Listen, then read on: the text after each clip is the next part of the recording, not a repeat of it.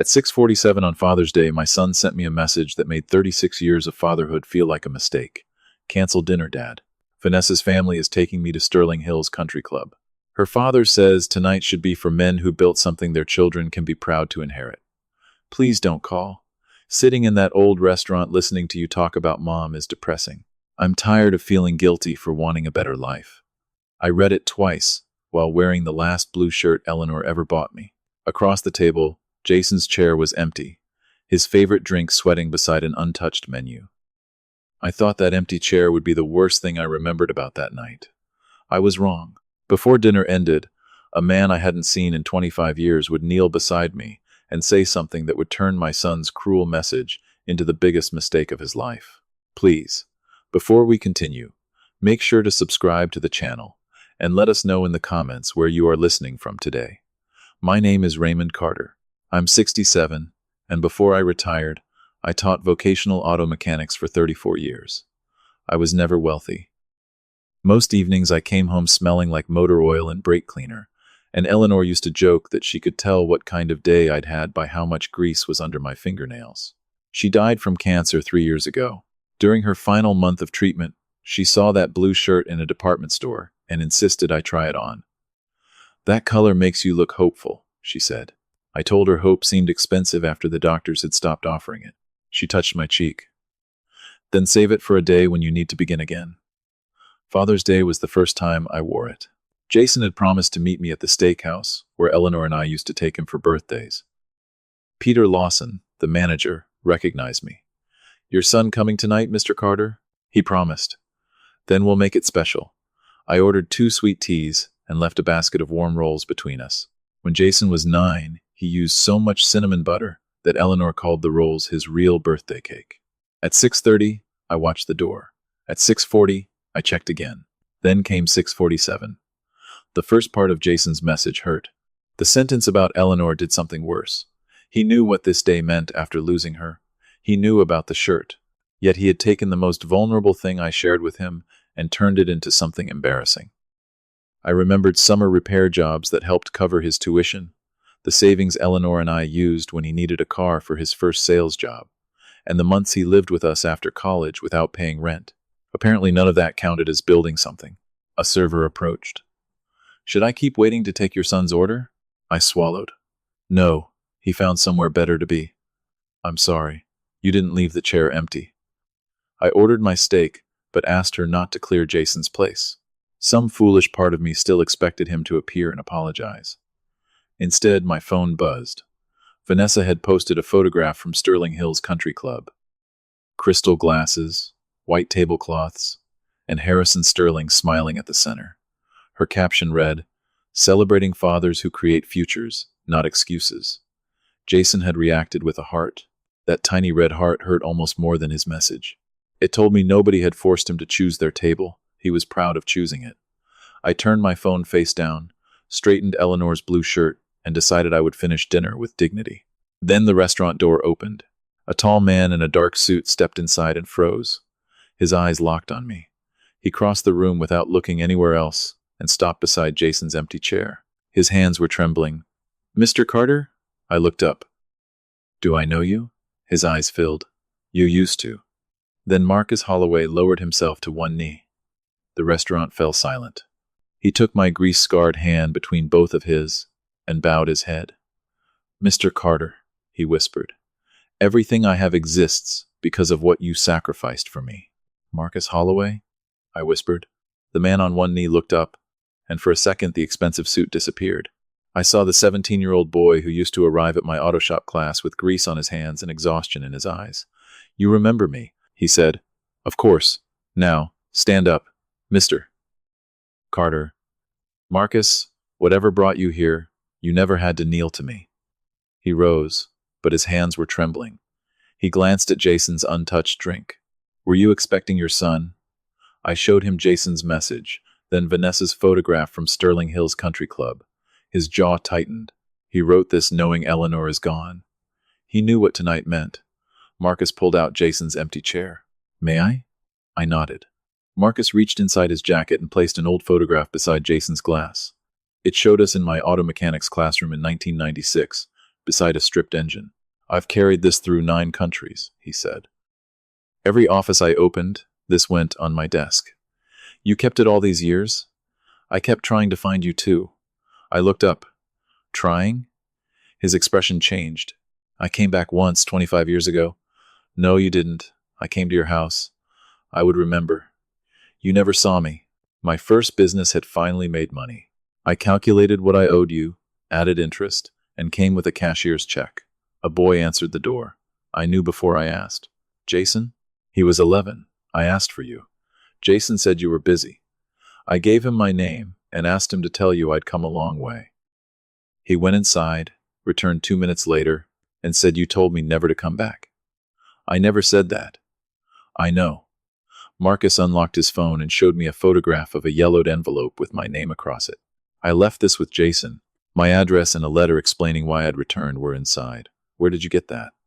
Diane Foster found it 3 weeks ago in a box of Jason's childhood things in your attic. Still sealed. I stared at the empty chair. Suddenly tonight felt connected to something much older. Why would he do that? Marcus waited before answering. Maybe an 11-year-old boy was afraid there wasn't enough of his father to share. Jason used to complain when I stayed late, helping students. Once he asked Eleanor why other kids got more time with me than he did. I thought he would outgrow it. He was a child. I said, yes. What he did at 11 may have come from fear. What he did tonight came from a choice. Marcus noticed the name. Sterling Hills. You know it? His expression became unreadable. Better than Jason does. Before I could ask what he meant, I noticed a young man 2 tables away recording us. Marcus raised a hand. Leave him. He's filming. I know. I turned back to Marcus. Why did you come tonight? Diane told me you spend Father's Day here. But I started looking for you 6 months ago, before I knew anything about Jason. Then why mention him? Marcus leaned forward. Because last week, while reviewing documents connected to a major business deal, I saw a name I recognized. Whose? His eyes moved to the empty chair. Jason Carter. My stomach tightened. What does my son have to do with your business? Marcus turned my phone face down. More than he knows. Marcus, tell me. He paused. I will. But first you need to understand something. I did not come back to punish your son. I came because I owed you the truth. What truth? He looked at Eleanor's blue shirt, then at Jason's empty chair. The truth about what happened 25 years ago, and why tomorrow morning your son is going to discover that the father he was ashamed of and the future he's been chasing are connected in a way he never imagined. Marcus watched me before answering. Holloway Industries acquired Northbridge Solutions on Friday. I knew the name. Jason had worked there for 9 years. Acquired? The contracts are signed. The announcement is Monday morning. I looked at his empty chair. Jason doesn't know? Not who owns it. Tomorrow your son becomes an employee of Holloway Industries. What happens to him now? Nothing because of tonight. Promise me. Marcus studied me. After that message? He's my son. If he loses something, it should be because of his choices, not because his father knows the right man. Marcus nodded. I'll remove myself from every employment decision involving Jason. We have an independent compliance process. No favors. No revenge. Good. Behind him, the young man was still recording. Marcus checked his phone. This may get complicated. The video was already online, and its views were climbing by the second. Then a comment identified Marcus. Founder and CEO of Holloway Industries, I read. You own it? He gave a tired smile. I told you a lot happened. I stared at the boy I remembered arriving before sunrise with grease beneath his nails. Marcus, what did you build? His eyes dropped to our old photograph. Something that began with what you gave me. I taught you engines. You did much more. My phone vibrated. Jason. I let it ring. He called again, then texted. Dad, what is happening? Why is Marcus Holloway sitting with you? Do not talk to anyone until I call you. I read it twice. Not, are you okay? Not, I'm sorry. His first concern was control. Another message arrived. This could affect my position. Please don't make this worse. I turned the phone face down. He knows who you are now. Marcus nodded. Then hear me again. You do nothing to Jason because of me. Agreed. If your company reviews him, it reviews company facts. Exactly. No revenge. Marcus extended his hand. Only the same standards applied to everyone. I shook it.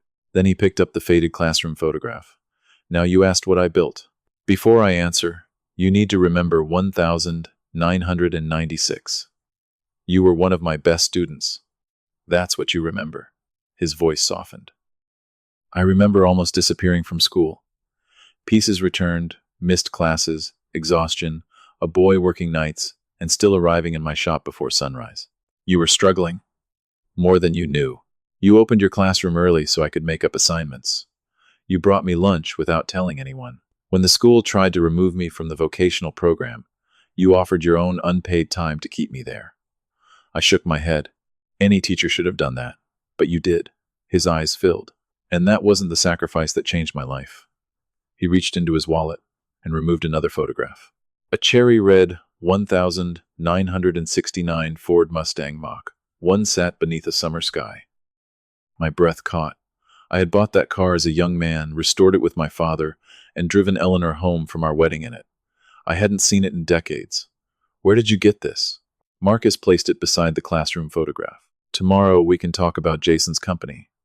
Tonight, you need to understand why I spent 25 years searching for you. He touched the image of the Mustang. You remember selling this car, Mr. Carter? Of course I do. But I don't think you remember what the money bought. I looked at him. Marcus swallowed hard. It bought my future. Neither of us looked at Jason's chair. Marcus slid the photograph of my Mustang toward me. I picked up the photograph. A 1969 Ford Mustang Mach 1. My father and I spent 2 years restoring it. And you drove Mrs. Carter home from your wedding in it. I looked at him. How do you know that? Eleanor told me. That brought me back to 1996. Marcus was 17 and one missed payment away from losing almost everything. The first engine I watched him rebuild belonged to an elderly delivery driver who couldn't afford a mechanic. Marcus spent 6 lunch periods fixing it and refused payment. You started bringing me sandwiches after that, Marcus said. You were hungry. You never told anyone. A hungry kid doesn't need an audience. He needs lunch. Marcus smiled, but his eyes were wet. That fall, the principal called me in. Marcus had missed too many classes and was about to be removed from the vocational program. I offered a deal. He could arrive before sunrise, finish missed assignments in my classroom, and remain enrolled if I supervised him. By spring, Marcus had caught up and entered a statewide engineering competition with a low-cost irrigation pump he built from discarded parts. He won. You brought me the application the next morning, Marcus said. You threw it away twice, because college was for people with money. So I brought you a third copy. He laughed quietly and stood over me until I filled it out. Marcus was accepted with partial aid, but the remaining tuition, housing deposit, and textbooks cost more than his mother earned in a year. I remembered sitting at their kitchen table while she cried, and Marcus insisted he would postpone school and work. Then you put a cashier's check in front of me, he said. You called it a loan. It was easier on your pride. You told me I could repay it after I'd helped someone else. He tapped the Mustang photograph. I thought a teacher had somehow saved that money. I looked down. Teachers don't somehow save that kind of money. I know now. His voice broke. You sold this for $11,800. My first year costs were $11,640. I said nothing. That car was your history, Mr. Carter. It was metal. It was the car you restored with your father. You were a future. Marcus covered his mouth for a moment. Across the restaurant, someone sniffled. Eleanor agreed? He finally asked. She was the one who told me to stop pretending I needed permission. I could still hear her. Raymond, that car carries memories. It doesn't carry your father. If selling it gives that boy a life, your dad would tell you to hand over the keys. Did Jason know? Marcus asked. He knew I sold the Mustang. He didn't know why. I remembered my son standing in the driveway after the buyer left, furious and confused. He loved that car. I had promised him rides when he was older. Maybe that's where some of this began, I said. Marcus nodded carefully. Maybe he believed you gave away something precious for somebody else's child. I gave Jason everything I knew how to give. I'm not defending him. Marcus leaned forward. I'm trying to understand how an 11-year-old afraid of sharing his father became a 36-year-old willing to use his mother's death to shame him. My phone vibrated again. Jason had called 7 times. A new message appeared. Dad, answer me. I just found out Holloway Industries bought Northbridge. Please do not say anything about me to Marcus. I showed it to Marcus. He read it and returned the phone. He still hasn't asked how you are. I turned the screen off. No. Marcus looked at the Mustang photograph. You once gave up the most valuable thing you owned because you believed a struggling kid deserved a door that wasn't locked, and you walked through it. No, Mr. Carter. He looked directly at me. I held it open. The room around us was quiet now, but Marcus seemed to notice only my face. He reached for his phone and opened a photograph of a scholarship ceremony. Behind a row of young students was a banner bearing a name I had never seen before. Carter Second Chance Scholarship. I stared at it. Marcus, what is that? His voice softened. What your $11,640 became. Marcus turned the phone toward me. The photograph showed 12 young men and women standing inside a workshop, each holding a scholarship certificate beneath the words, Carter Second Chance Scholarship. You named it after me? I asked. After the rule you gave me. What rule? A person's worst season should never become a locked door. I remembered saying something like that to hundreds of students. I had no idea one of them had carried it for 30 years. Marcus scrolled through photographs, nursing students, electricians, engineers, mechanics, single parents returning to school. The first year I could afford it, I paid 1 student's tuition. The next year, 3. When Holloway Industries expanded, I created the foundation. We've helped more than 400 people. I stared at the screen. Jason had told Harrison Sterling that I had built nothing worth inheriting. Yet a sentence spoken in my classroom had traveled farther than I ever had. You did this, Marcus. Not me. I built the company. You taught me what to build it for. He told me how 1 borrowed service truck became 3, then 20.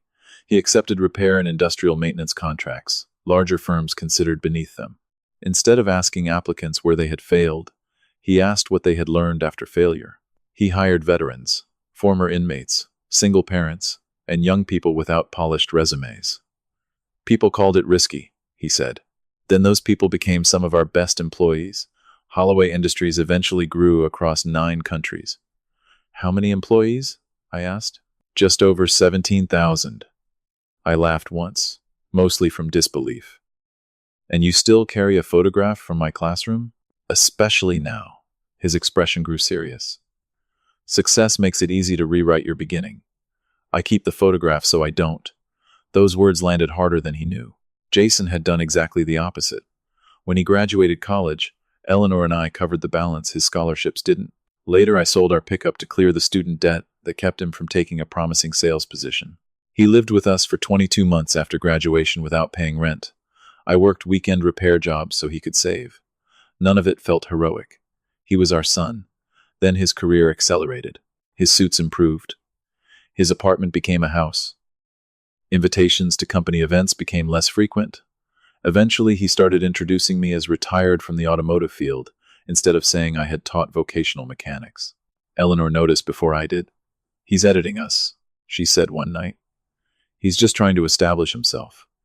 She shook her head. Raymond, a man who has to erase the people behind him to look taller, will never believe he's tall enough. I defended Jason then. Sitting across from Marcus, I could no longer pretend I hadn't seen it. There's more, Marcus said. He searched Jason's name and handed me the phone. An article appeared beneath my son's photograph. From nothing to the top. What building myself taught me about leadership. My stomach tightened. I've never seen this. Marcus opened it. Jason described growing up without financial support, paying his own way through college, and entering business with no safety net and nobody to call. I read the sentence twice. Eleanor worked extra shifts when tuition went up. I know. I sold our truck. I know. He lived in my house almost 2 years. Marcus lowered his voice, and he turned your absence from his story into part of his brand. My phone buzzed again. Jason, Dad, please answer. Whatever Marcus told you, don't discuss my childhood or finances with anyone. This could destroy everything I've built. I felt something inside me go still. Everything he's built, I said. Marcus didn't answer. Across town, Jason was sitting beneath chandeliers with the Sterling family, telling people he had escaped a small life. Here sat a man who employed 17,000 people and still carried a photograph of the teacher who once bought him lunch. One man had received help and multiplied it. The other had received help and erased it. Marcus's phone vibrated. The restaurant video passed 800,000 views. Already? And people have identified Jason. My chest tightened. I don't want strangers attacking my son. Neither do I. Marcus turned the screen toward me. Vanessa's deleted Sterling Hills post had been captured beside Jason's Father's Day message. Underneath, someone had linked the article claiming he grew up without support. Thousands of comments were appearing. Marcus looked at me sadly. Your son spent years building a story that required you to disappear. Another notification appeared. Now people are starting to ask what else he erased. The video crossed 1 million views before Marcus and I finished dinner. By then, people had found Vanessa's deleted photograph from Sterling Hills, Jason's Father's Day message, and the article where my son claimed he had built his life without family support. Can this be stopped? I asked. Marcus shook his head. The original can be deleted. The copies can't. Then promise me nobody at Holloway Industries punishes Jason because he hurt me. Agreed. His phone rang. Rebecca Sloan, Chief Legal and Compliance Officer. He answered on speaker. Marcus, the employee in the video, has been identified as Jason Carter. Because Northbridge transfers under our control tomorrow, the system automatically opened a preliminary review. Marcus looked at me. I'm recusing myself from every decision involving him. The committee will review only conduct relevant to company policy and representations connected to his employment. I leaned toward the compassed phone. Miss Sloan, I don't want to file a complaint. Being a cruel son isn't automatically a workplace violation. I agree, Mr. Carter. We'll judge only what belongs to the company. Then Rebecca added, we have questions about Mr. Carter's published professional biography and whether statements used to promote his leadership credentials were materially false. My phone rang again. Jason. I let it stop. A message followed. Dad, whatever you think you saw tonight, do not speak to reporters. You could ruin everything I worked for. Marcus read it. Even now he's worried about what you might cost him. He's scared. Fear reveals priorities. Before I could answer, the young man who recorded us approached. He removed his baseball cap. Mr. Carter, I'm Ethan Cole. I should have asked before posting that video. I can delete it. Why did you record us? His eyes moved toward Jason's empty chair. My father died last year. I canceled our last dinner because friends invited me somewhere better. He died 3 days later. When I saw Mr. Holloway kneel beside the chair your son left empty, I felt like I was watching the choice I can never undo. Delete your original if you need to. But don't punish yourself forever with one mistake, Marcus asked. Do you still have the unedited recording? Yes. Send it directly to compliance, not social media. Why? Because crowds decide quickly. Evidence shouldn't. By the time we left, the video had passed 2 million views. Jason had called 23 times. His 9th message said, I know you're hurt, but destroying my career won't bring Mom back. He had used Eleanor twice in one night, first as a memory he found depressing, now as a weapon to make me feel guilty. Another message appeared. If Mom were alive, she'd be ashamed of what you're doing to me. I took screenshots of every message. Jason had already deleted his first one. I was finished allowing silence to rewrite what happened. At 11:18, Marcus called. Raymond, the video passed 3 million. People found more of Jason's articles. Former neighbors and college friends were responding with photographs and old stories. Me leaving for weekend repair work before sunrise. Eleanor sending Jason grocery money. A roommate remembering me driving 6 hours to bring him a suit for an internship. I never asked anyone to defend me. They're not defending you, Marcus said. They're correcting him. Then Rebecca called. The independent review has officially begun. Mr. Holloway will have no role in the outcome. Do you intend to submit Jason's private messages? I looked at Eleanor's photograph. No, judge my son only on what belongs to his job. Just after midnight, Jason called again and left a voicemail. Dad, please answer. I just learned Marcus Holloway owns the company that bought Northbridge. If you tell him I'm a bad person, I could lose everything. I listened to the entire message. He never asked whether I had eaten. He never apologized for Eleanor. He only asked me to protect what he valued. I placed the phone beside Eleanor's photograph and turned off the light. The house became painfully quiet, but I did not call him back. For the first time in 36 years, doing nothing for my son did not feel like abandonment. It felt like the first consequence I had ever allowed him to face alone. Monday morning, Jason walked into Northbridge, carrying coffee, and the confidence of a man who still believed his biggest problem was embarrassment. He had spent the night deleting comments, calling public relations contacts, and rehearsing explanations. In his mind, the video was a family misunderstanding that would disappear once people found something new to hate. At 8:47, he opened his laptop. The first email was from Rebecca Sloan. Subject: Notice of suspension pending investigation. Effective immediately, his employment duties were suspended. His company accounts were frozen. Building access was deactivated. He was ordered to preserve all records and appear before an independent compliance panel within 5 business days. The coffee slipped from his hand and burst across the carpet. Jason called Rebecca immediately. "You're suspending me because I missed dinner with my father?" "No." Her voice was calm. "Your family dinner is not our concern." "Then this is Marcus Holloway punishing me. Mr. Holloway has formally recused himself. He cannot participate in your review. He knows my father, which is precisely why he removed himself." Jason stood and paced behind his desk. "Then what am I accused of?" "We are reviewing representations you made in professional articles, leadership biographies, acquisition disclosures, and investor materials." "What representations?" "You repeatedly described yourself as having financed your education without family assistance and built your career without a financial safety net. We now have evidence that may contradict those claims. Those articles were motivational. We'll give you an opportunity to explain that." "My childhood has nothing to do with my job." "Then why did you repeatedly use it to advance your professional brand?" Jason went silent. Rebecca continued. "We are also reviewing whether public statements concerning people from modest occupational backgrounds conflict with leadership and inclusion standards attached to your position." "I was speaking privately. Some statements were made in front of investors connected to the acquisition." Jason's voice dropped. "Can I speak to Marcus?" "No. My father can explain this. Your father has declined to submit a complaint or intervene in either direction." That answer stunned him. "He declined?" "Mr. Carter specifically requested that you be judged only on evidence relevant to the company." The call ended. Jason grabbed his jacket and headed for the elevator. His badge flashed red. A security officer who had once asked him for sales advice approached quietly. "Mr. Carter, I'll need your badge." Nobody laughed. Nobody insulted him.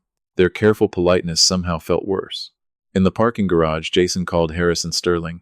"Harrison, I need help." "With what?" "Holloway Industries suspended me."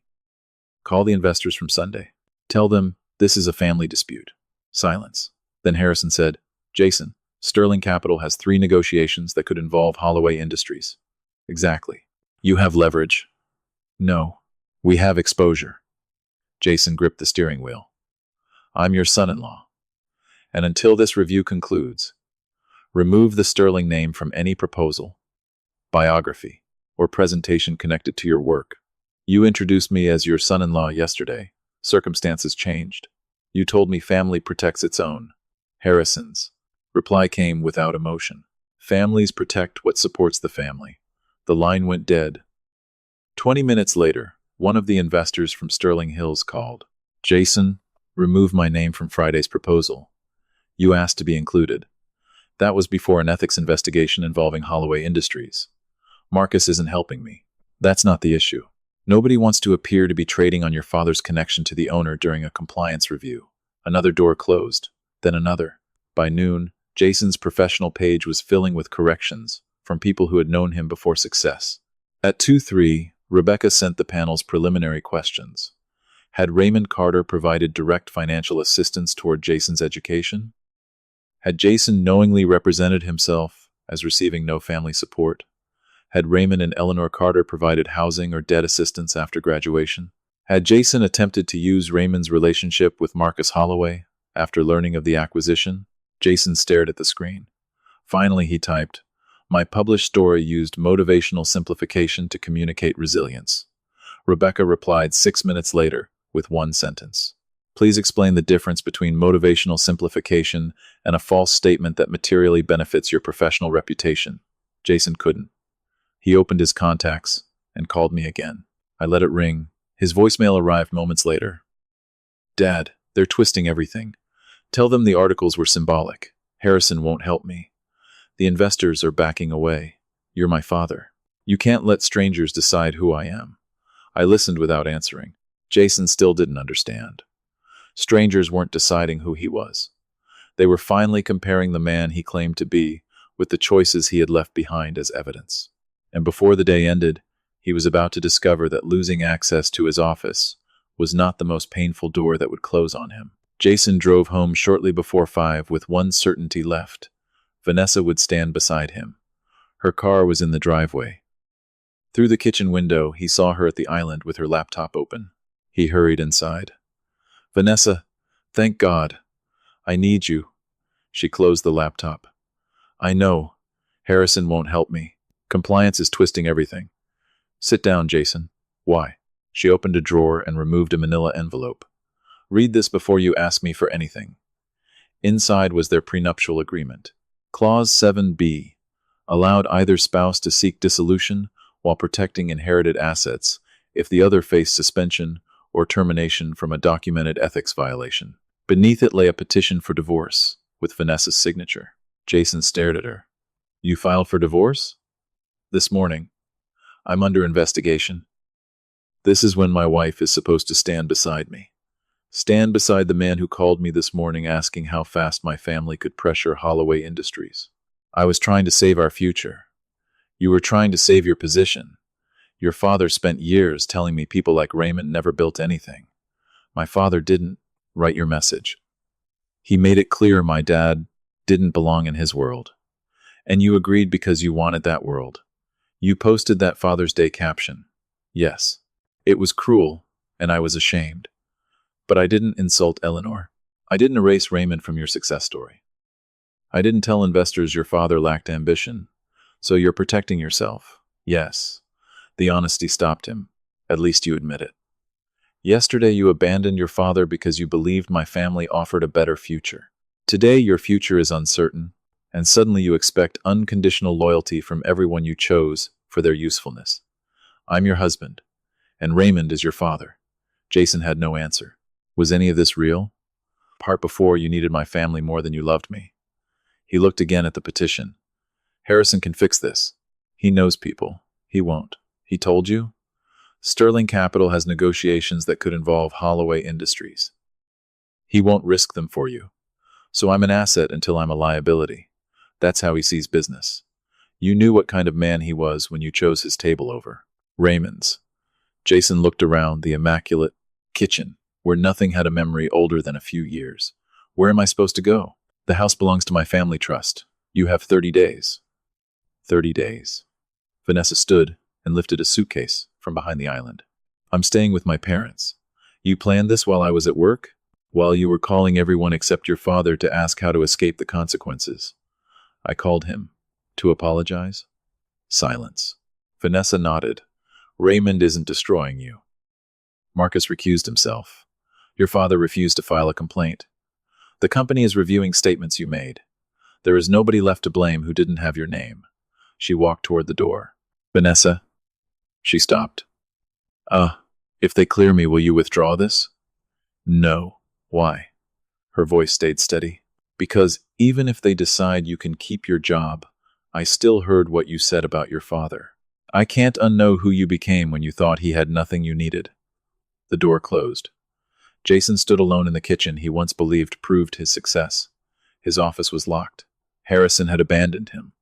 Investors were gone. Now his marriage had followed. For the first time, he understood the difference between people who valued him and people who valued what he could offer. He opened my contact and began typing, Dad, I'm sorry. Then the next thought came automatically. Please call Marcus. Jason stared at the words and deleted everything. For the first time that day, he realized he still didn't know how to apologize without asking to be rescued. At 3:21 Tuesday morning, headlights swept across my living room wall. I was awake when someone began pounding on the door. Jason stood on the porch in yesterday's clothes, his eyes red. Then he dropped to his knees. Dad, please call Marcus. For once, neither of us had anywhere left to hide now. I closed my eyes. Even now, Stand up, Jason. I can't lose my job. Vanessa filed for divorce. Harrison won't speak to me. If you tell Marcus this got out of control, Marcus isn't deciding your case. He owns the company, and he removed himself because he knows me. Jason stood. Then call Rebecca. Tell her those articles were exaggerated. Come inside. He followed me to the kitchen. Do you remember Marcus coming to this house when you were 11? Jason froze. What? He says you told him I didn't want to see him. Jason stared at the floor. I was a kid. Do you remember the letter? Silence answered first. Jason. Yes. Why? You were always helping somebody. Students called the house. Kids came over on weekends. You sold the Mustang, and I knew it had something to do with one of them. I thought if Marcus came back, you'd choose him again. So you lied. I was 11. Yes. I can forgive the frightened child who thought love was something he had to compete for. But you kept that letter. You carried the lie into adulthood. I forgot about it. Maybe, but you didn't forget the rest. I opened his Father's Day message. A 36-year-old man wrote this. A grown man said his dead mother was depressing. A grown man told the father who paid his tuition that he built nothing worth inheriting. I was angry. At what? At always feeling like your students mattered more. Then why didn't you tell me? Why turn our sacrifices into a story where you raised yourself? I went to the hall cabinet and returned with an envelope. Your mother and I wrote this when you were 22. We never gave it to you. He unfolded the page. Son, I don't need you to become rich, impressive, or important. I only hope success never makes you ashamed of the people who loved you before you had anything to offer. Mom wrote this? The last paragraph. Whatever you build, leave room inside it for kindness. Otherwise, you may reach the top and discover you arrived alone. Jason covered his face and cried. I stayed seated. Dad, I don't know how to fix this. Start by not asking me to fix it for you. What if they fire me? Then you find another job. What about Vanessa?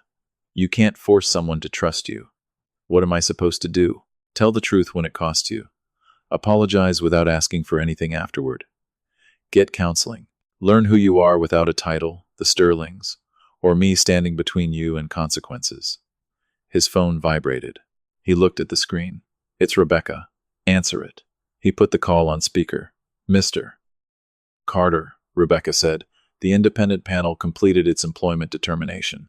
Records show repeated material misrepresentations in leadership and investor-facing materials, combined with attempts to leverage a personal connection during an active acquisition review. The committee has approved termination for cause, effective immediately. Jason went pale. Can I appeal? You may appeal the factual findings within 10 business days. Mr. Holloway did not participate in the investigation or decision. The call ended. Jason stared at the screen. It's gone. Your job is gone. That's what I said. No. You said it like your whole life disappeared with your title. You're still here. He looked at me. Why would you still want me here? Because you're my son. But love is not the same thing as rescue. I slid a house key across the table. You can use the guest room for 30 days. You're letting me stay? With conditions. Schedule counseling this week. Contribute to groceries. Apply for work. Correct the false claims you published. And don't contact Marcus, Rebecca, Harrison, or Vanessa asking them to save you. Jason picked up the key. And after 30 days, we see whether you've started taking responsibility for your own life. Tears returned. Do you forgive me? I looked at Eleanor's photograph. Not tonight. He nodded.